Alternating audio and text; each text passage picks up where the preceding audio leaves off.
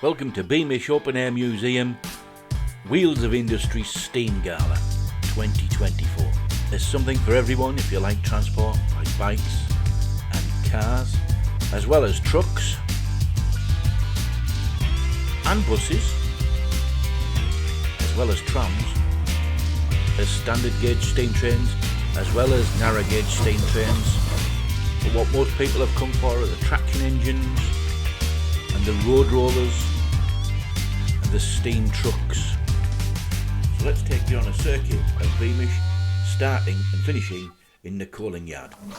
Getting ready to head out for its first circuit around Beamish is this Foden timber tractor, the Mighty Atom MJ369, works number 14078, built in 1932. A fine example of steam traction.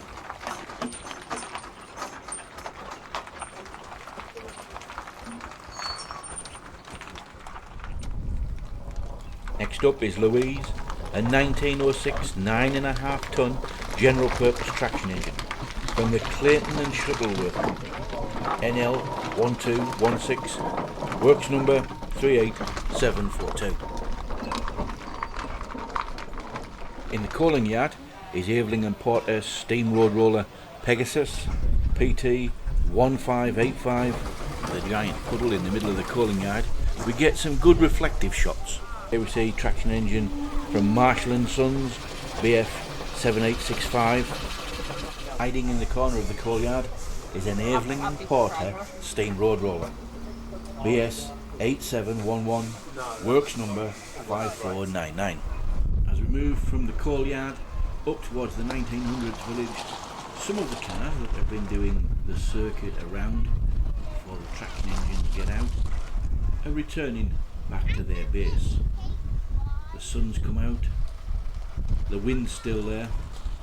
Let's hope the rain stays off for this year. Just entering the 1900s town is Newcastle Tram 114. This stop is for the 1900s. And just leaving the 1900s town is ex-Blackpool Tram number 31. While in the background, the Bobby does his best to control the traffic. And just passing the 1950s village is the Rotherham Transport liveried Daimler 220.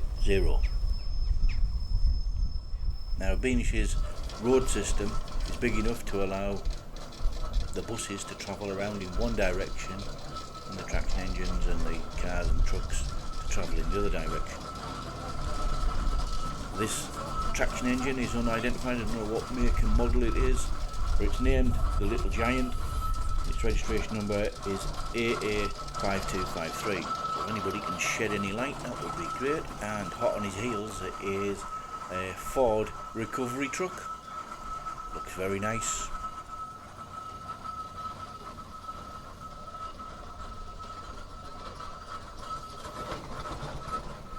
Now we have a traction engine from the William and Foster and Company from Lincoln, Sir William FW1917, work number 14622, as Sunderland Tram number 16 passes him by.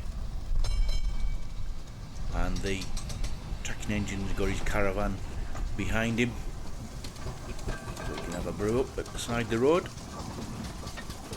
on his way to his next job. Following closely is a motorbike and sidecar, don't see many of them about, and a singleton motorbike. Probably the heaviest traction engine we have to date, 17 tons, is this J&H McLaren from Leeds, Captain Scott BE 7518, works number 1421. The next half a mile is where the vehicles get to stretch their legs a little bit. A Sentinal DG4 steam wagon next, UX 7958, works number 8454, followed by some weird looking tricycle thing. The Marshall traction engine that we saw earlier in the coaling yard passes us by now. He goes for a wander around the site.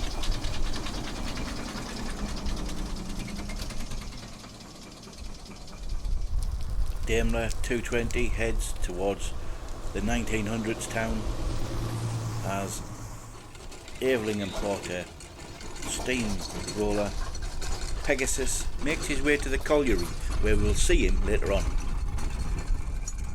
A 1928 Vauxhall powers past War Department liveried 1917 Foden 5-ton steam wagon M8562, works number 7768.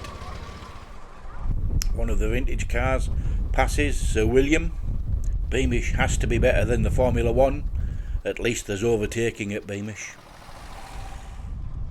As Sir William makes his way to the 1820s, sitting behind him is TC 9816, a 1924 built petrol driven Thornycroft truck, while in the background is ex-Blackpool tram number 31 heading for the 1820s and Pockerly Wagonway tram stop.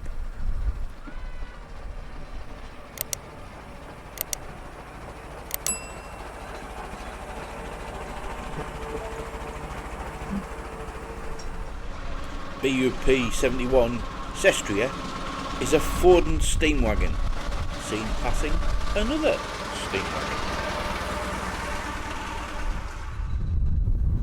Now for something completely different. D3777 Lady Fiona is an Aveling Porter 5-ton steam wagon with a maximum speed of 12 miles an hour. Now Aveling Porter only built 291 steam wagons, and this one is followed by a 1926 Austin van. The Rotherham liveried Daimler seems to be doing all the heavy lifting after the Darlington liveried Daimler that we saw at the beginning of the video was withdrawn. Sunderland tram number 16 heads towards the 1820s and the Pockerly Wagonway tram stop. When it was first introduced in the 1900s, this was an open-topped, but in 1906 Sunderland Corporation took pity on its fare-paying passengers and put a roof on the top deck.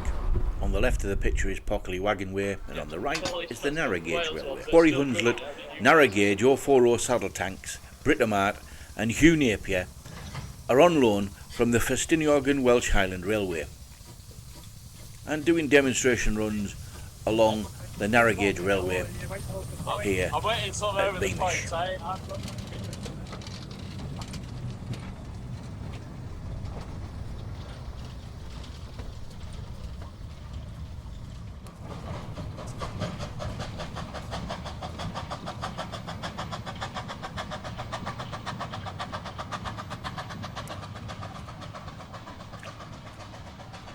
The locomotives are also working alongside the Beamish fleet, and here we have Andrew Barclay's 440 well tank glider taking the wagons to the end of the line, while Britomart waits to take the wagons out again.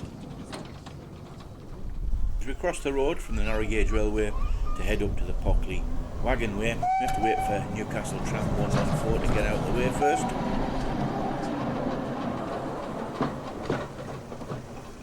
It would be rude not to film the Sentinal steam wagon leaving Pockerly Wagonway on its way to the colliery again, where we'll see it a little bit later on.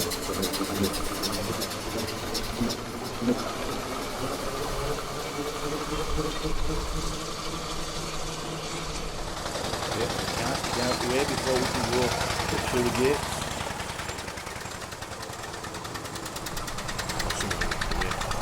We've moved to the 1820s and the birth of the steam railways. Here you can enjoy a ride on the replica Puffin Billy, built in 2006 by Alan Keefe. This is the dawning of the age of the train. Thankfully, they've got a little bit better in the last 2 years.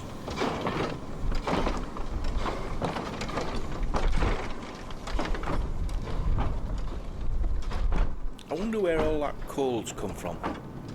In years gone by it would have come from local pits. Now they've all sadly gone.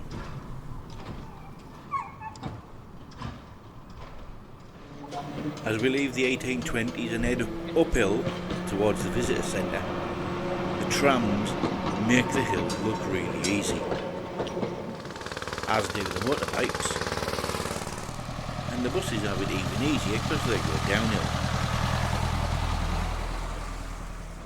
But the traction engines like Fowler, NE2834, Talisman and V6 road locomotive, well, they work really hard to get up the hill. The cars usually go up the hill a lot faster when they're not stuck behind a traction engine.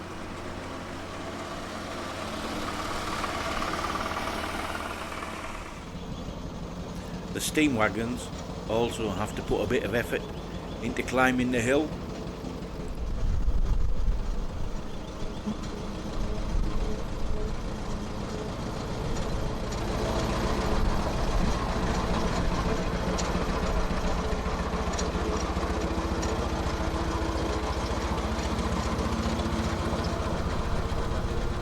But they do eventually get to the top. McLaren Road Loco Captain Scott passes the visitor centre, main entry and exit point for the Beamish Museum, which at certain times can be extremely busy, as we can see in this example, as this Sheffield tram number 264, built in 1907, heads to Fowler Bridge, where the tram and bus sheds are, as well as the entrance to the colliery and the pit villages.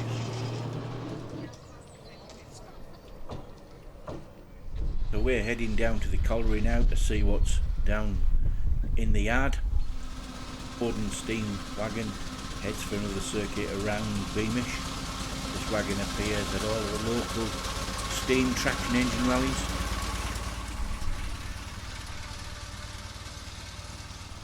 Leaving the pit village is YG 5825, a 1933 Morris van.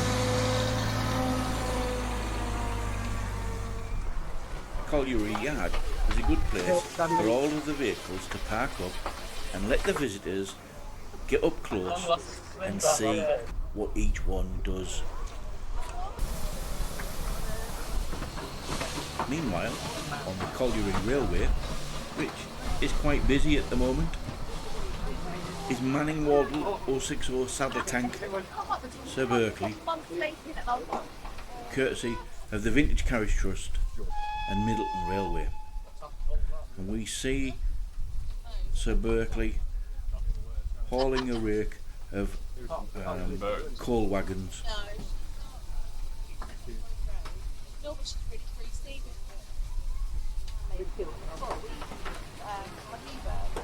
She loved it.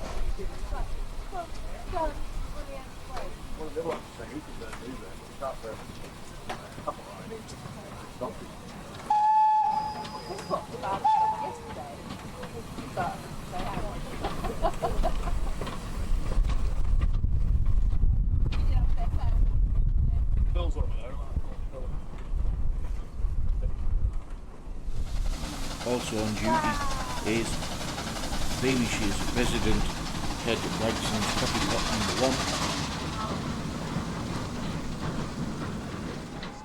1. As we're leaving the colliery and the pit village, we see Sir Berkeley, having run round its rake of coal hoppers, heading back towards the colliery.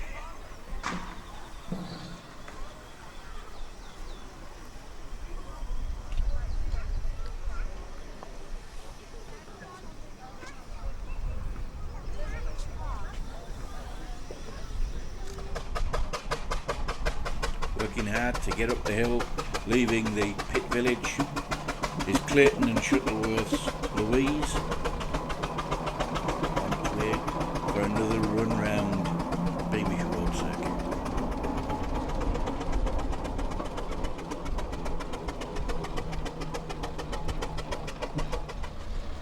Now it's only the small buses that can go down into the colliery, but because the buses do an anti-clockwise circuit, then they have to turn round once they get to the top, and this is their turning circle.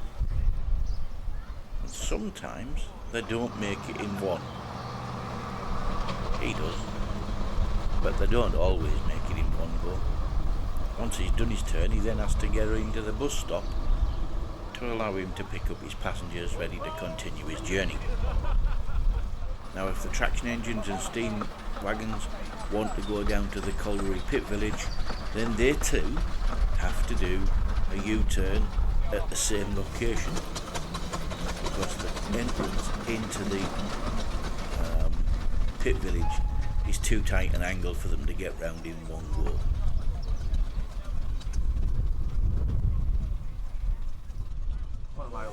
Here's one section of road that is not open to the public.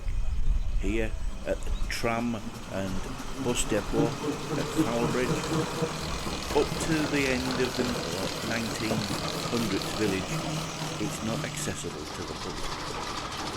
But we can get reasonably close. I don't know what this traction engine is. I only saw it this once. But here we have the timber wagon from Foden. And you can see you can walk along the side, but you can't get right up close to it like what you can on the other bits of the road. And here we see Louise heading back to the coaling yard. If you'd like to see more traction engines at Beamish, then check out the link on screen now or in the description, and I'll see you there.